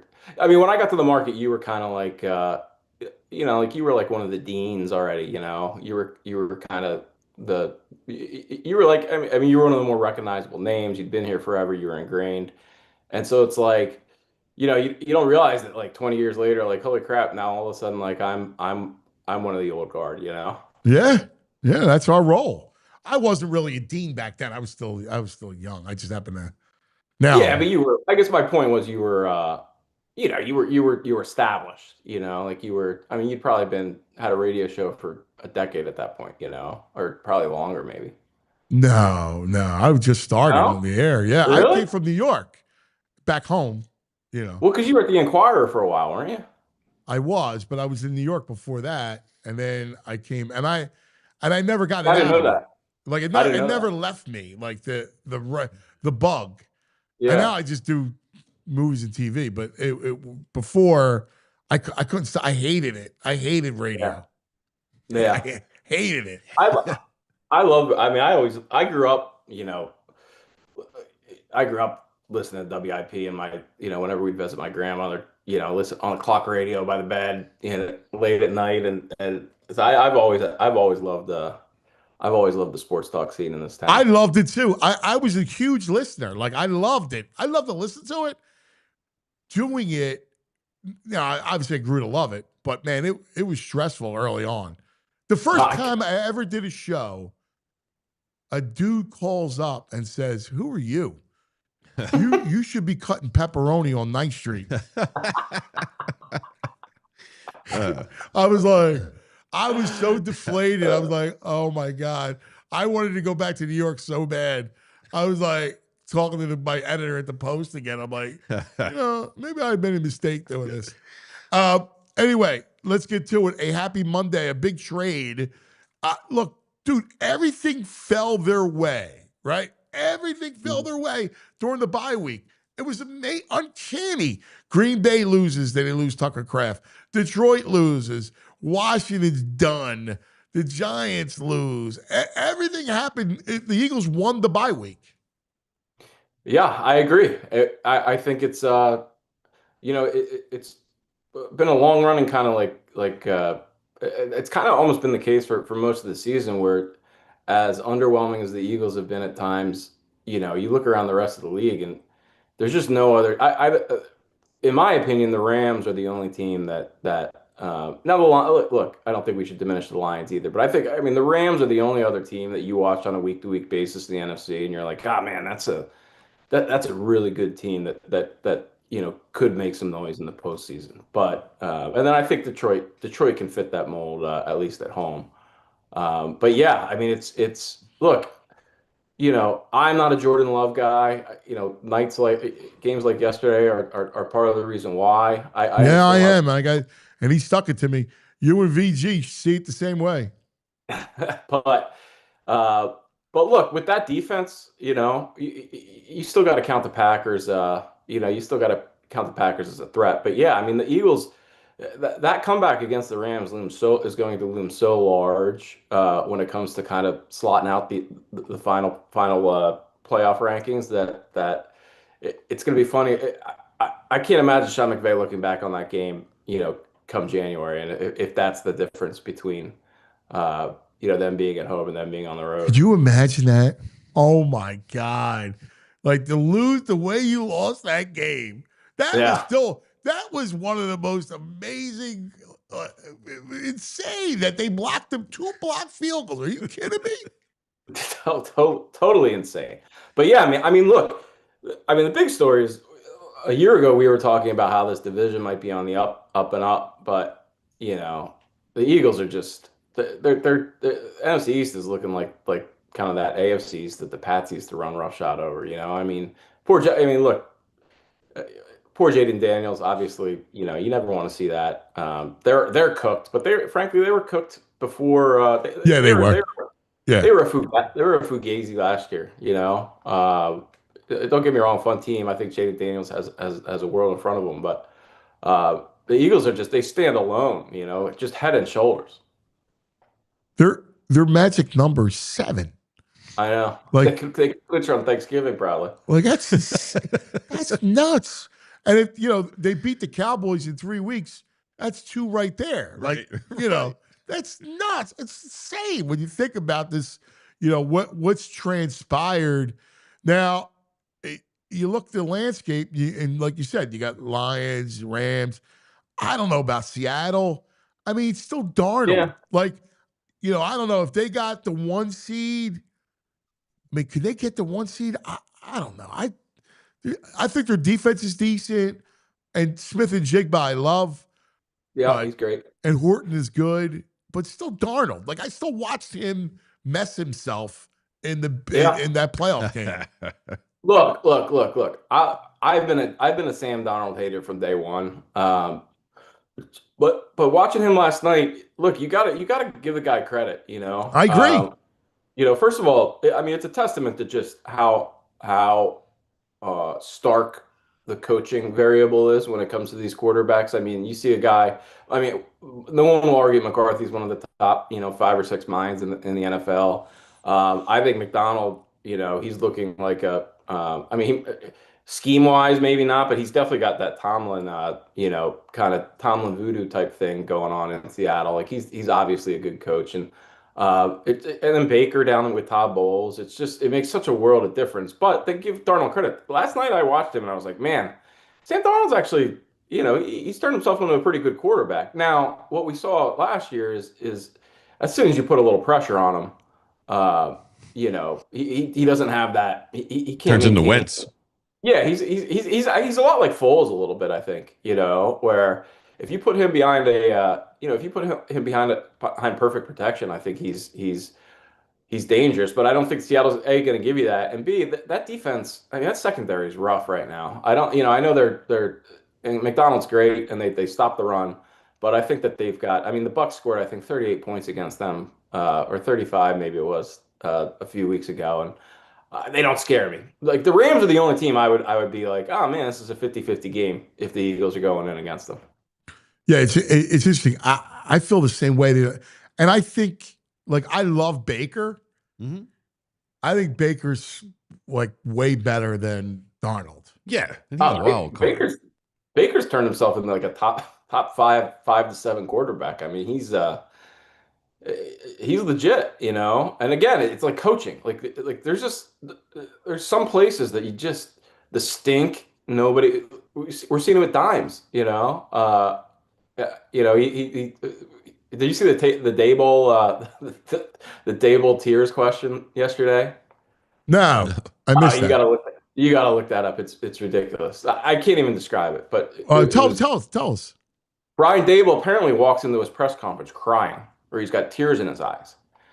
And so he's asked about it, and he denies the fact that he was crying, and apparently he was crying.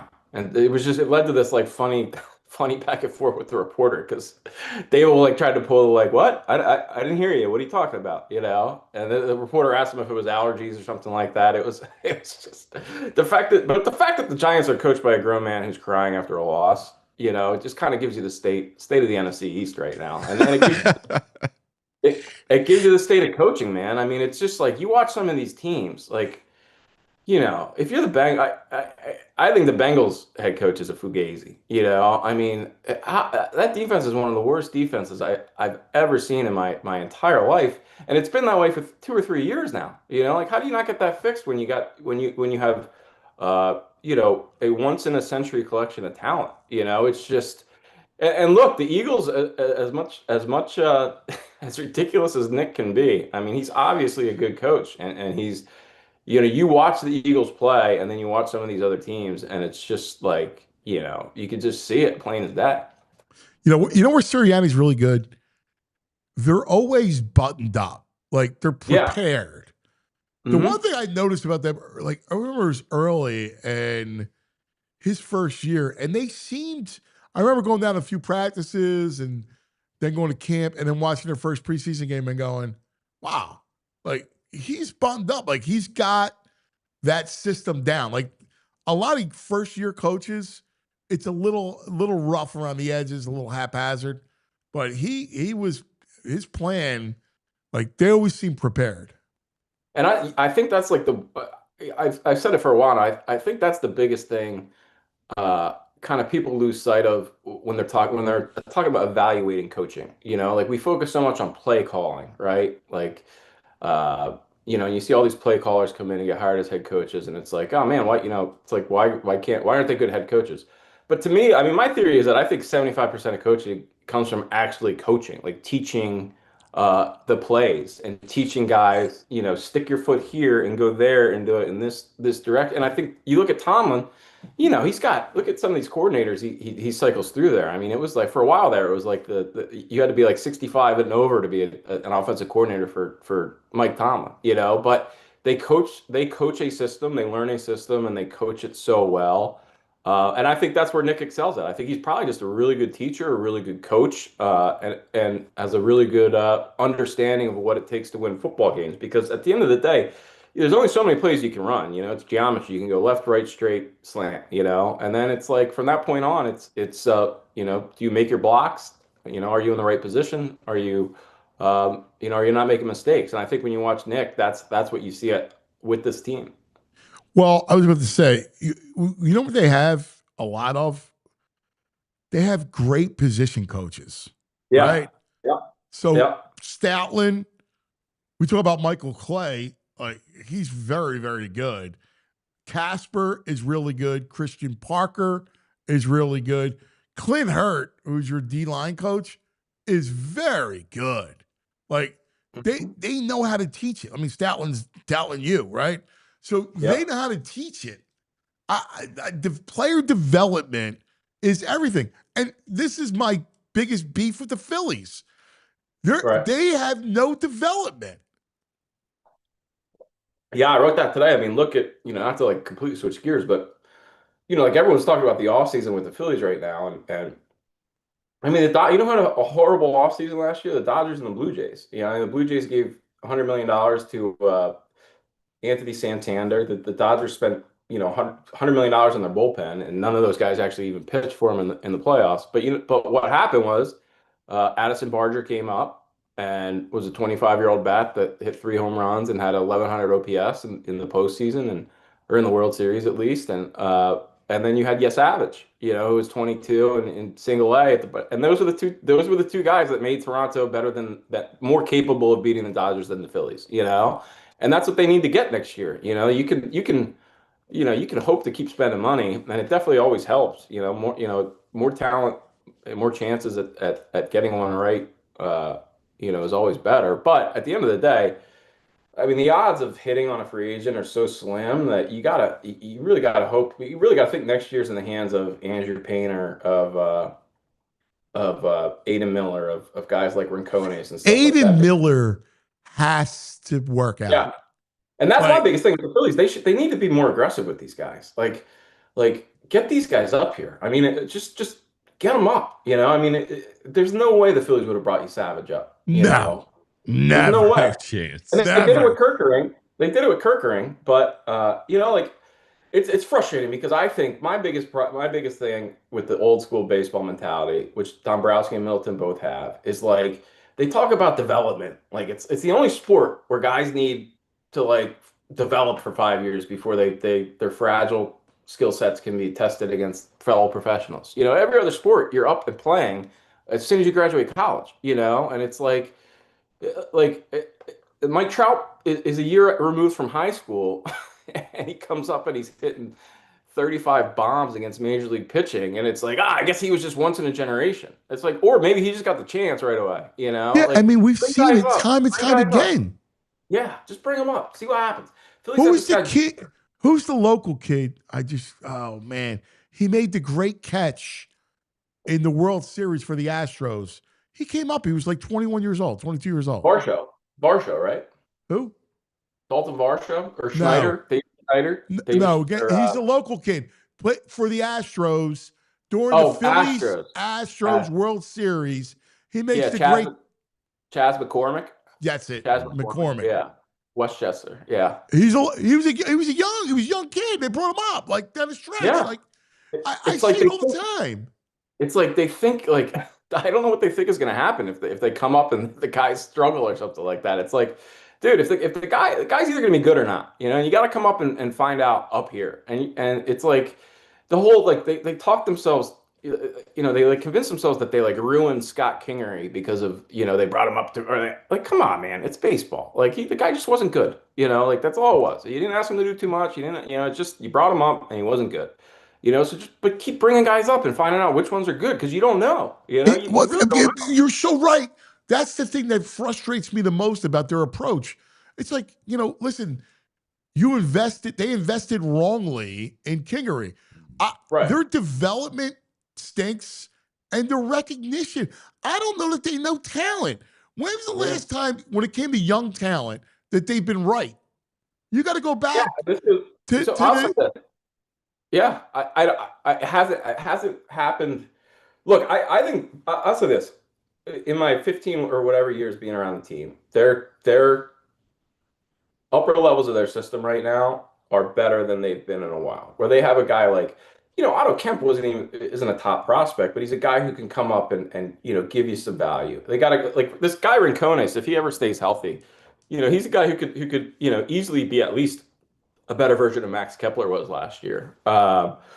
This guy Gene Cabrera they had in Double A last year. I mean, he's already on the 40 man. I was like, why not just bring him up and like see what happens instead of having Walker Buehler pick his wedgie out in the bullpen for 4 games. It's just like I don't get it about baseball. I really don't. Well, it's not about baseball. It's just them.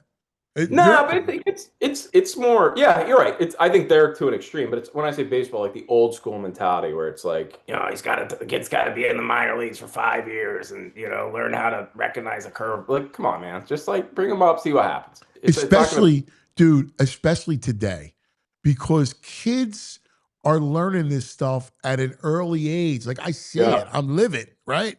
Like kids are identifying the spin at 12. Right? Yep. Like you're seeing the level of teaching the game is way more pronounced now than it's ever been among all sports. These kids, they're specialty, training, all this stuff, the 3 sport athletes are done, right? Like now all of a sudden, so kids understand the credit. Like those who make it have a wealth of knowledge well beyond their years. Yeah. I think part of it, to quote the esteemed philosopher Jalen Hurts, a lot of these guys, like the Dombrowskis of the world, they don't know what they don't know, And like I'll never forget Dallas Green, love the guy, rest in peace. But there was a day in 2009 where Jay Happ had come up and like made a couple starts, and like someone was like, "Oh man, they got to get this kid more starts." And Dallas Green is like, "Left-handed fly ball pitcher in Citizens Bank Park. Not on my roster." Guess what? He was wrong, like he was wrong. And Jay Happ ended up, having a very serviceable, great career, really, considering, what was invested in him. Same thing with like Antonio Bastardo. I remember back against the Padres, they brought him up. No one had any idea if he was going to be good or not. Like the guy was a reliever who threw like fastballs only. And it was like, well, but you know what they were like? Well, we don't have any options, so let's bring him up and see what happens. And guess what? He's stuck, and he helped them. And that's like it's that spirit that I don't understand. It's like these guys, like a team like the Phillies will decide, and I agreed with them. I thought Sirianni Dominguez was done, but guess what? We just don't know. Like he looked done, but you have no idea if he's actually done or not. And the Orioles were like, all right, whatever, we'll take him. We'll take a flyer and. Turned out he wasn't quite done. He would have probably helped them this year if he was in the bullpen. You just don't know with these guys, and I think especially the older school guys. It's like it's very similar in every industry with guys who have been gatekeepers their entire lives end up thinking that they know everything, and it's like they can't just be like, hey, I don't know, let's find out. And I think that spirit is more necessary right now for. Well, and the other aspect, the Phillies went like, all right, well, we're going to go all in on analytics. And where they lack is teaching the game. Like I heard horror stories about their minor league system and how it's taught. Still, yeah. I don't know. I think we'll see. I'll say this: I'm willing to give Preston Mattingly and his crew, a little. I will. I'll give Mattingly a chance. I would agree, but they still. I heard like teaching the game is a big deal, man. It is, I'll say, I haven't heard a ton about their actually boots on the ground development over the last 2 or 3 years. Mostly I've just seen that it looks a lot stronger. That they've got, I think the health of a system a lot of times isn't the top end prospects. It's the guys who are like, like I think Otto Kemp's a great example. Where it's just like, oh hey, like here's a guy that could come up and give us, 200 at bats and give us a little jump for however long. And the Phillies, got that from Vance Worley, Kyle Kendrick. They've had that in the past, but yes, they did not have it for 10 or 15 years. In fact, it's just remarkable, how little they got from their minor league system for so long. And frankly, I think the bullpen is the one area that hasn't recovered from it. They gotta find a way to start manufacturing arms in the bullpen. Gage Wood. Get him in the bullpen next Yeah, year. man. Throw fastballs. Yeah, That's it. exactly. I'm with you. So, all right, to wrap this thing, Birds right now, favorite, right? Like I think we all agree favorite. Mm-hmm. Yeah, clear. Are they as good as they were last year? Are they? Or I'll ask you this. I'll ask it this way. Can they be as good as they were last year? Now that you got some reinforcements on defense. I don't think so. I mean, look at what Milton Williams was doing. Is he? I don't know if he's still hurt or not. But what he was doing for the first 4 or 5 games for the Patriots, to take that off the defensive line, you're obviously going to be worse off, when you take that away. And I think when you just look at the level of talent that they lost, there's no way they're going to be, there's no way they're going to be anything but somewhat worse than last year. But I think they were so far off the charts last year that you just can't sustain that level of talent. It was a once in a generation level of talent. So I think that they can win absolutely the way they did last year, but I think that I think they're going to have a more difficult time of it. Our confidence back in the offense. Yeah. I think it all depends on AJ. I don't know what's going on with him. It's funny, I was going to Duncan right before I came on, and there's like 2 guys loading the truck, and all I hear is, "You just got to throw the ball to AJ. You just got and the other guy's like, "Yep." It's like that's rightfully the discourse right now.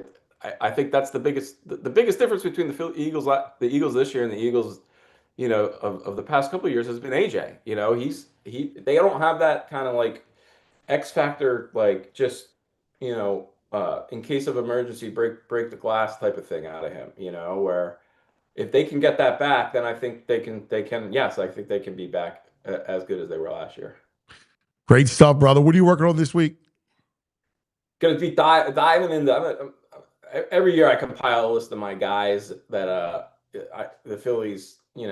It's like the Patriots used to go into a draft with like 40 guys that they'd be willing to take. Like I do that with free agency, where it's like, here's guys that I like. Like Brendan Donovan from the Cardinals is one guy that I'd love to see them try to make a trade for. Whether or not it means moving on from Stott. Like I just love Brendan Donovan, and there's a chance he gets traded this year. So like he would be one of my guys. So this week I'm gonna. The only problem is he's not a lefty. Yeah, but you know what? I think that's overrated at times. And if you get rid of Stott, that's it's lefty for lefty. I'd put it this way. I'd rather take yes, they need right-handed bats, but you can get your right-handed bats in the corner outfields or whatever. As long as I don't think it's overrated. I do think you need balance in the lineup. Like I look at the Jays, It's just more. It can't be to the exclusion of, Shohei Ohtani's left-handed. We can't have him because. Well, no, I mean that's the right. But, well, we look for when's that going to run? It'll probably run Thursday for Friday. So. Oh, nice. I'm doing a nice doing piece. Nice piece I'm being in the lab thankful. right now. Nice piece What's this week that? being thankful. Yeah, nice piece being thankful. Dombrowski's here today. Well, I didn't say I know. I felt a little. I don't know that I don't know that I thoroughly expressed my actual skepticism with Dombrowski. My point was more. At least they're not going to just blow it up and I'm not a big Dombrowski guy right now. So I think that it was tough. It was tough to to say anything positive, but I'm with you. I'm with you. But yeah, I think that they need to. You got to be realistic about what you can accomplish in the offseason. And you look at the Dodgers and Blue Jays, and they both had crap off seasons, and they won the World Series because you're just not gonna. It doesn't matter if you're Dave Dombrowski or you're Andrew Friedman. It's so hard to figure out, when a 32-year-old guy is going to hit the wall or not. You know, and that's pretty much what you're doing in free agency at this point. My brother, good stuff. We'll be reading you as always. We love you. Thanks, Murph. All right, guys. See ya. See you, buddy. There he is, Murph, on the Xfinity mobile call-in line. Let's take a look care of some business.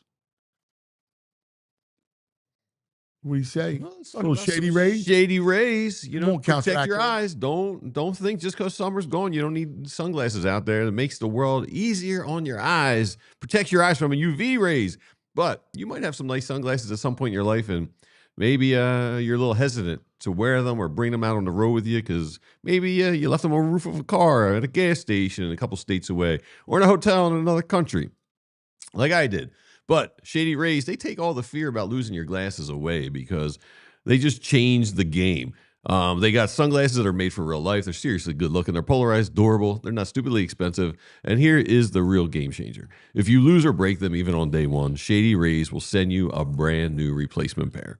No guilt trip, just replacements. So now you can be like me. I wear my sunglasses without fear. Ball games, hikes, concerts, mosh pits, boats, wherever. Shady Rays, they're the eyewear that's got your back. So we've teamed up with Shady Rays to bring you an exclusive offer. Head over to shadyrays.com. You get 30% or 35% off polarized sunglasses with the promo code PHLY. And try for yourself the shades, rated 5 stars by over 300,000 people. Shady Rays, love it. All right, let's talk about Parks Casino. Street Road, Ben Salem, the #1 casino in Pennsylvania. Has it all. Action, excitement. The Excite Center with A-list entertainment. Sing-along brunches. I can see you've been doing that. Latin dance night. How about country line dancing? Do you like country line dancing? I would do it all. Andrew? I would do it all. Latin dance night, country line dance. Have you salsa before? You Oh, salsa, yeah, I can man? salsa. Yeah. I learned how to salsa. Yeah. Comedy night, happy hour in the Liberty Bell Beer Garden, watch parties, the Bamboo Noodle House, the Parks Grill Steakhouse, the best cover bands, hot slots, the Bet Park Sportsbook, and beautiful poker room. How about it? Every Sunday at noon and Monday night, 6 o'clock tonight. Oh, You got a football game and all your hoops. college hoops. Here you go. Dollar dogs, $3 Miller Lights, $5 Peronis. Watch wall-to-wall action, the 150-foot giant sportsbook screens. Yeah, those screens are impressive. All right, tickets on sale, too, for these headliners at the Excite Center at Parks Casino. December 5th, the Acapella Holiday Group, Straight No Chaser. It's a wonderful Christmas year. I just made up a song because What the heck was that? What was that? I was going on my own. Oh, man, that's a violation. Well, man. Who are you, Buble? Yeah, I'm trying out some new material here. Original. It's a wonder. What do you say? It's a wonderful Christmas year. That was weak. December 6th, Ken I got a John. migraine. I'm sorry. December 12th, get the Let Out, a Led Zeppelin tribute. And She's buying the stairway to heaven. ParksCasino.com to buy tickets for all shows. Parks Casino, this is how you win. You got to be 21. If you have a gambling problem, call 1-800-GAMBLER. All right, I want to do this here. I want to go through this schedule. And now what the schedule looks like, all right? And now that, you got reinforcements, other teams have changed. You're sitting at 6-2. Monday night, a week from tonight, Green Bay. How we feeling? I feel good. I don't really. I'm not high on Green Bay, so You hate Green Bay. I feel good. I'm pretty confident. I feel like the Eagles are going to beat Green Bay. All right. How about the Lions? Sunday night, short week, home. But Win. the Lions coming off a loss. Home. I feel like it's 2-0 out of the bye. I feel Truly, That's truly, good. no There you go. homerism there. Dallas, Win. Thanksgiving week. They're in the Kelly Greens, and they haven't lost in the Kelly Greens yet in Dallas. Is Dallas it possible stinks. they would be 11-2? Yeah. I think so. Then Eagles, Bears. Come on. Yeah, Black Friday. Don't insult us. if there was any defense in that game yesterday, those Bears would have lost. 12-2.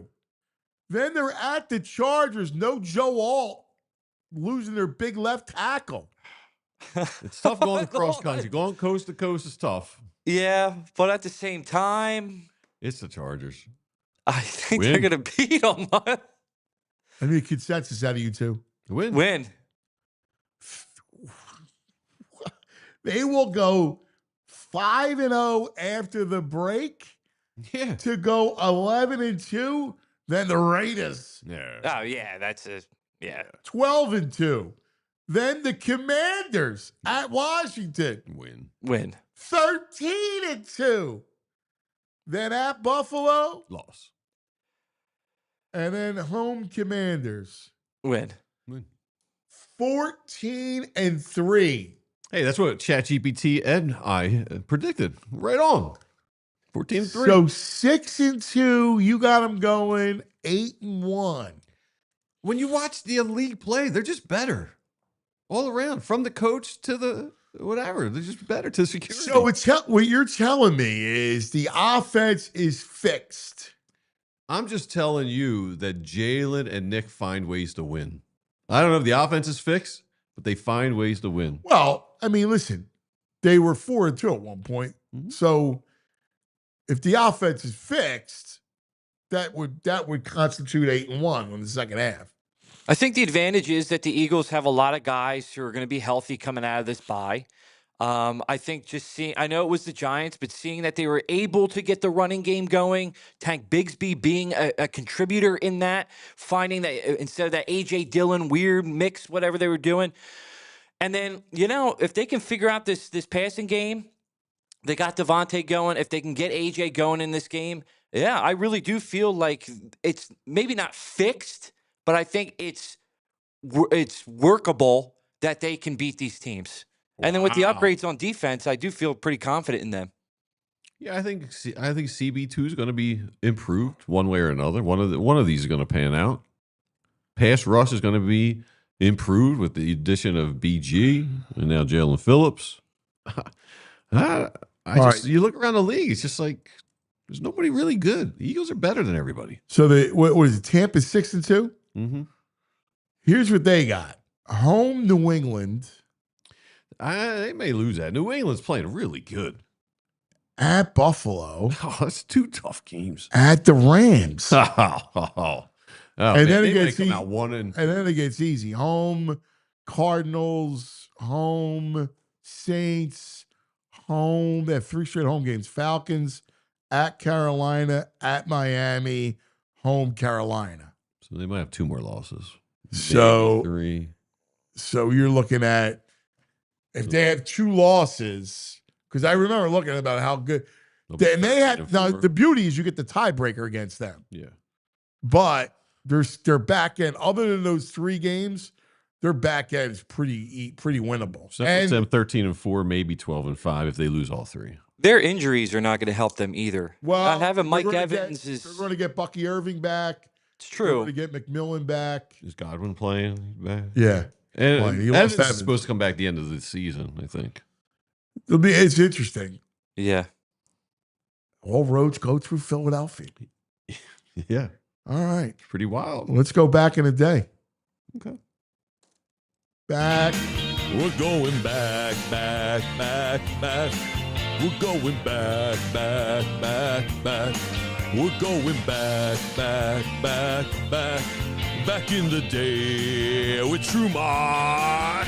Oh, yeah. All right. Where are we going? Where are we going?